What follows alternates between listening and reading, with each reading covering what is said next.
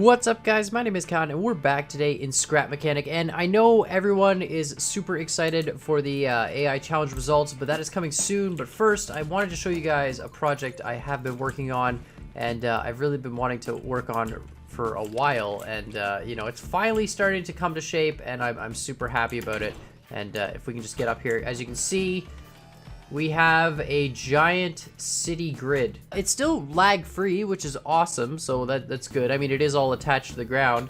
And basically, we've got the beginning of a city grid. Now, I don't feel like driving in this city because, you know, I don't want to have one vehicle that drives around. So for this city, we're going to make a series of AI or logic-based vehicles, and of course, make an entire AI city. So there is still a little bit of lag if we click down. Oh, I don't know if you can see that. You might not be able to see that. But when we place blocks on the giant structure, obviously there's a bit of issues. So what I plan to do is when we actually build buildings, number one, I'm only going to build the shell of buildings. I don't really necessarily want to have all the interiors and stuff like that. And we're going to weld them inside each of these grid squares. So they won't actually be attached to the grid pattern at all, and hopefully that'll keep our streets relatively lag-free. But you can see there we do have this nice grid pattern, and I don't really have much else to talk about when it comes to this grid. I've actually built a car here. Not very fancy of a car, not much to it. It's just the outline shape. But I just wanted to sort of start working on, I had started in a stream, I did a self-driving stream, and that was absolutely terrible, and I failed on so many different levels. And so I came back and I spent a lot of my time, and I wanted to figure out how to make a self-driving car. Now, I do use the Polygon mod pack. You can see here we've got all the Polygon parts. And just for like the AI challenge, I'm doing that simply because I want these small engines, the 1x1 electric engine, and of course the super heavy blocks, because these really, by putting them on the front and the back, it really just allows your vehicle to sit better on the ground, especially when we're using electric drive on concrete. It is a self-driving car. Now, you still have to tell it manually where you want it to drive to. There's no automatic GPS or anything like that yet. I do want to work on getting something like that originally, but you know, let's just get going here. Let's just get in the car. Okay, so we just press 1 and the car goes forward. I mean, that's pretty much it. And that's all it does. And then it'll keep itself between the white line and the curbs. You can see there we're swaying a little bit over to the white line. It'll adjust itself ever so slightly and try and keep itself straight. It drives relatively straight down the road. And you can see there as we get to this next curb, it's going to get a little close to the curb, and it's going to just swerve a little bit. Not a big deal, again. And, you know, it'll drive like this forever. We can just drive down the city streets and, you know, explore.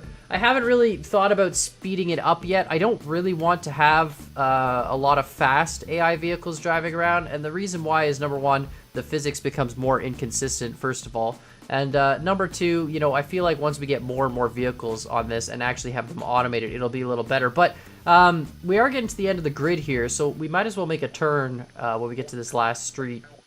And so all we got to do is we have 3 buttons here. We've got 1 to turn it on and off, and then if we press 3, it'll activate a memory bit, and it'll say, okay, I want to turn to the right at the next turn here. And so it'll see the turn. It'll go, oh, okay, you want to turn to the right.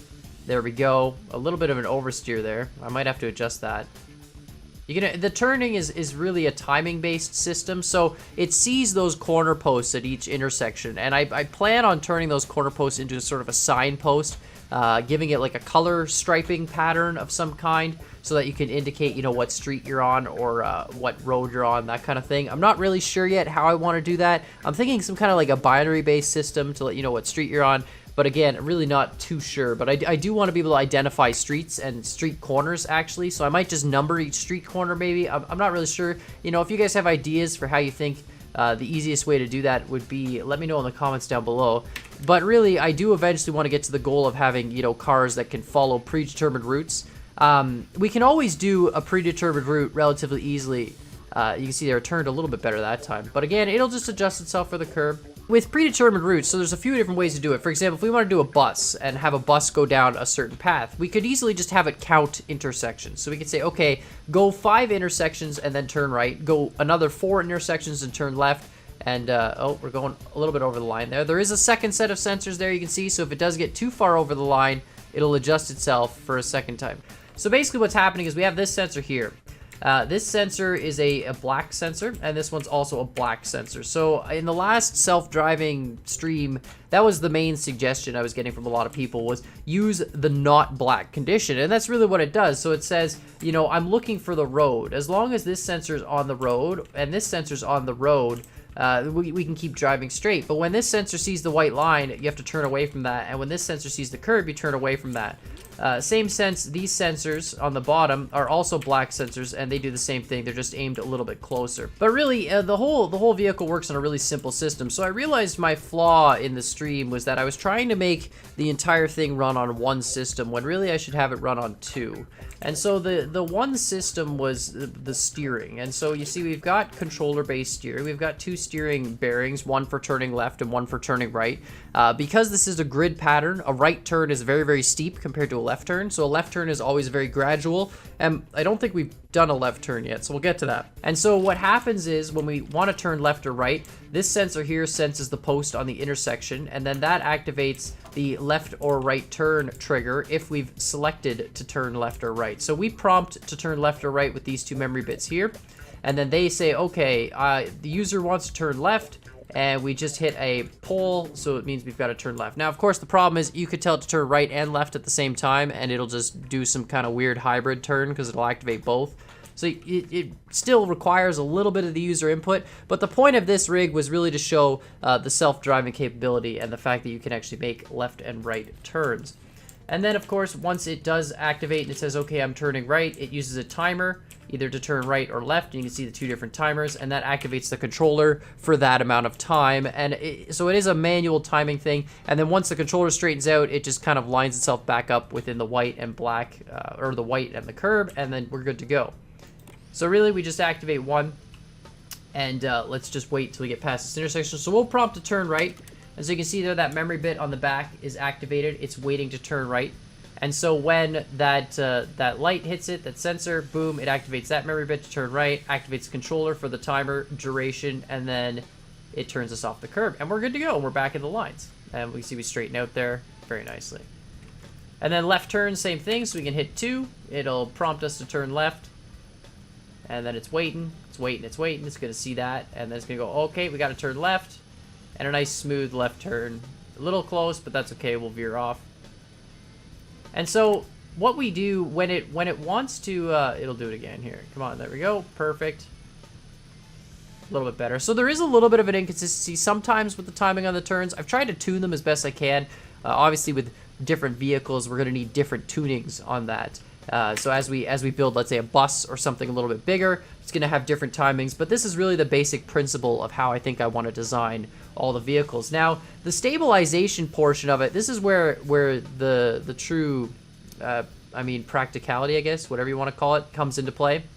And so the problem was, when I was streaming, is that I was trying to use the two controllers on the front to also line it up straight like you see it's doing now. And so when I was trying to go straight down the road, it was always oversteering and then understeering and then oversteering. And just like when it turns a corner, it actually stops the controller halfway through, and the timing has to compensate for the controller delay. And what I ended up realizing is the way to do this properly is to have your stabilization on a tank drive system. And I know it's not exactly realistic because a real car wouldn't use a tank drive. But basically what happens is as we drive down the road, like, we can actually just hop off here and let's just stand on the car. Can we, there we go. Okay, perfect. So as we drive down the road, you can see each wheel has 2 bearings, but they're both in the same direction. And they each have 2 electric motors. Those are these blue guys here on the sides. And what happens is the one electric motor has the majority of the speed on it. The second electric motor has just a little bit more. And by turning off that second electric motor, you can ever so slightly sway the car back and forth into the lane position you want to be in. And so you can see here, when we get too close to the curb, those wheels on the left side turn off that slightly slower electric motor. And so the wheels on the right side are all of a sudden faster than the wheels on the left. And then it slowly slides the car back over. And this basically allows you to stabilize the path very, very cleanly without oversteering or understeering too much on it. With the controllers, it was just an oversteering, understeering nightmare. And I know this isn't the most realistic way to do it, but it makes it very, very clean and consistent. And we're getting a little close to the curb there. We'll just veer off. The intersections are always kind of dicey, but we're good. Okay, let's turn left here. And then we're going to do an immediate right turn just to show the response time as possible. And so, like I said, you know, this is obviously it's manual controlled. I'm telling it, you know, turn right, turn left, but that's all I'm doing. I'm literally hitting 2 buttons. As you can see, we turn right there. And, you know, let's just turn right here again as well. Perfect, just like that. Yep, good. So it is kind of fun. Oh boy, up on the curb there. Let's get off the curb. Okay, let's go. Let's turn right again. And again, that time, oh. Did I not hit the button? I didn't hit the button. Uh-oh. Oh, I didn't hit the button in time. Okay. This is a right-hand drive vehicle. Being from Canada, we drive on the right side of the road, so I figured I would make a right-hand drive vehicle.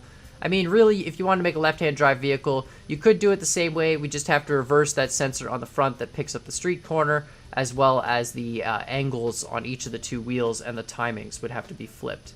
But it would be the same principle, right? And we'll just continue driving down the lane. So I could adjust the motor sensitivities to make it sway less or sway more. But overall, I'm really, really happy with the way this turned out. And of course, so, oh, why, I turned left? Whoops, I thought I was turning right there. That was my bad. But anyways, guys, I will be coming out with the AI challenge results. I know everyone's anxious about that. It will be happening very, very soon. But I did just want to get this video out there because I'm super happy with this self-driving vehicle. I think it's great. I think we can start getting into stuff like timings now. We can start having predetermined paths that these things will follow. And of course, working towards that ultimate goal of having a city with a massive series of GPS coordinates. And you can see I didn't just make a standard gridlock. There are some sections that are more open there, like that one behind us or this one coming up here. So it is going to be gridlocked in the sense that every street will be a right angle to another street. But just because it makes my AI a lot easier, makes the turning a lot easier. But I do still want to have different sections of streets and different styles of streets. So we have made a relatively large grid here. I'm going to start with this and keep going with this until the lag gets bad. And then once we've sort of populated this part of the city with different buildings and all that sort of thing, then we'll move on and make the city bigger and expand it. But let me know what you guys think in the comments down below. Obviously, let me know what you think the next thing we should build in the city is. I am going to put a body on this car, obviously, and have it so you could just sit there and drive it around. Use this as sort of the initial car, and this could be like your player car, for example, because you're not actually going to ever drive around this city. Obviously, this needs a few different things like collision detection. There's no collision detection on this. If we put another car in front of it, it would run into it, so we need that, which is really simply an override. And then we also need stuff like the ability to stop and go at different intersections. Check the intersection before there's cars in it. So there's a lot of different things we got to do. But again, let me know in the comments down below what you guys think the next steps for this should be. I'm really excited to start up another big project. I hope you guys are too. And I really look forward to building the city into something great and having all different buildings and a skyline and just having all sorts of vehicles driving around and, you know, doing their merry little AI things. So make sure you guys hit up those comments down below, hit that like button while you're at it, and hit that subscribe button if you haven't already. Both those help out the channel very, very much, and it's always greatly appreciated. And as always, I hope you guys enjoyed this video, and I'll see y'all next time. I could literally do this for hours. So much fun.